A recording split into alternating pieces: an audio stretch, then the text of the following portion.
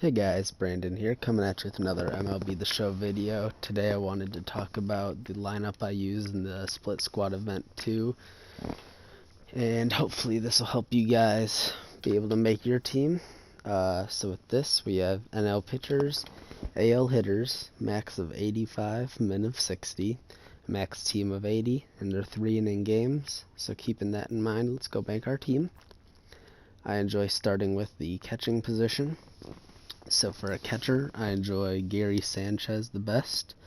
There's not another one I'd really recommend, but if you do have one that might be a little bit higher overall maybe, but he's a really powerful guy, and at 80 overall, you can't really get much better. So he's the one I would recommend for a catcher. For first base, you can either go with somebody like Matt Olson. Only issue is he's a one-dimensional hitter, so if he does throw a lefty, you'll have to use a pinch hitter, or you can start with Edwin Encarnacion and just use Matt Olson as a pinch hitter, since Edwin's got about the same power and same hitting as him anyways. It'll probably work out better if you use Edwin. So using one of those guys and keeping the other one on the bench will help you out. At second base, I prefer Gleyber Torres. Gleyber's one of the more powerful second basemen in the game, so you can't do a whole lot better than him, and I do enjoy using him. So for third baseman, I recommend Matt Chapman. He's got 99 fielding, 89 arm strength, so he's not letting a whole lot get by him. And when he's up versus right-handed pitchers, so if they think they're getting the advantage righty on righty versus you, they are not. So he can probably punish any right-handed pitchers you come across, so he's a really good defensive and offensive option. Then we have shortstop, Andrelton Simmons. Even though his power's super low, I did hit a home run with him and a triple, but he's really good on defense, and having him at either the 8-hole or the 9-hole will give you a chance to pinch hit and then put in a defensive replacement for him for like the last inning if you get that far. Otherwise, if you're already beaten up on the team, you don't really need to take him out. So having Andrelton Simmons is really helpful for at least the first 2 innings worth of defense, so I would recommend him. At left field, I start Joey Gallo, and I lead him off usually. He's really good against both sides, so he can really make anybody pay. Start off a game, it's really helpful.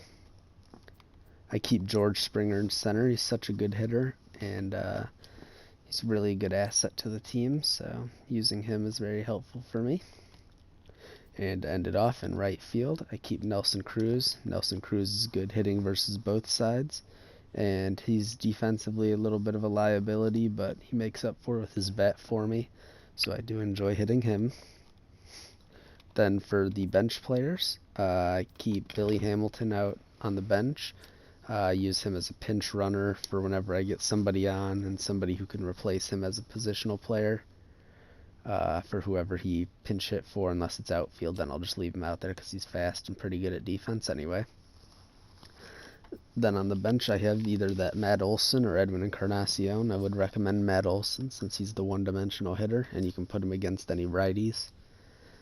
And then for another guy, Jose Ramirez, you can put a better shortstop in here to be the replacement for Andrelton Simmons, but he's a pretty good hitter. If you hit with somebody else, you can replace it with him or you can hit with him. It's all your choice. Luke Voigt's a very powerful hitter, and I do recommend him on your team or somebody else with the power.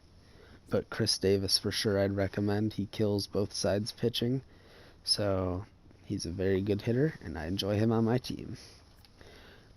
As for the bullpen, I go to the bullpen after I make my team. I usually pick 3 lefties and 4 righties for the bullpen. So my favorite 3 lefties, I enjoy Andrew Miller, even though he plays down all the time. Then I go to, who is it? Felipe Vasquez. He's also playing down, so it's a little bit of an issue. And then Sean Doolittle's always pitching up, so that's a good thing. If you ever want to just substitute Vasquez and Will Smith doesn't quite have the velocity that Vasquez does, but it's really up to you and who you want to pitch.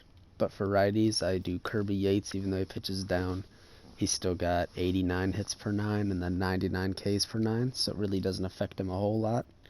Craig Kimbrell's got kind of a weird windup, so people don't really like hitting against him.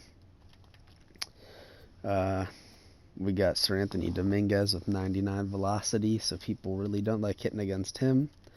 And then Pat Neshek with his sidearm motion, people don't really like him all the time, so that's why I have him on there. And then for the starting pitchers, we head on over. I've seen a lot of people lead off with Joey Gallo, so I do enjoy a lefty on the hill to start off. And then just warm up a bullpen person every time. So I've never seen a righty actually lead off in these games. I haven't played a whole lot yet, but it's always been a lefty, so that's why I start my lefties. And I just fill them in based on overall, that I can get my overall team. You can only go to an 80, so I tried to keep all my people around the same area. And then I'll just pull them out as needed. So that's my team. I start off with all lefty rotation. My lineup's not that balanced with lefty and righty hitters, so if you need to adjust that, you can always do that. But we're a powerful lineup at least. And then I have some good position fillers over here. In bullpen, I keep 3 lefties and 4 righties.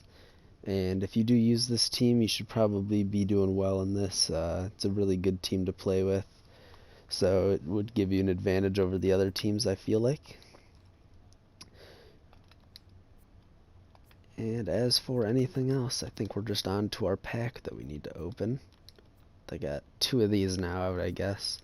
I did see that they added some new players. Who are the new ones? Who's that say? Ryan Braun. Is that? Oh, Al Kaline. And then Ian Kinsler they added. So those are all pretty good cards at least, but that's not what we're going to buy. We're going to see if we can't pull a diamond out of these singular packs. Let's get this. Silver. Just got a bronze. That's fine. So if you guys did enjoy the video and this helped you out at all, consider subscribing. I post daily videos, so if you guys wanted to check any of my other videos out, those will be in the videos section, I guess. But thank you guys for watching. I'll catch you guys in the next video. See you later.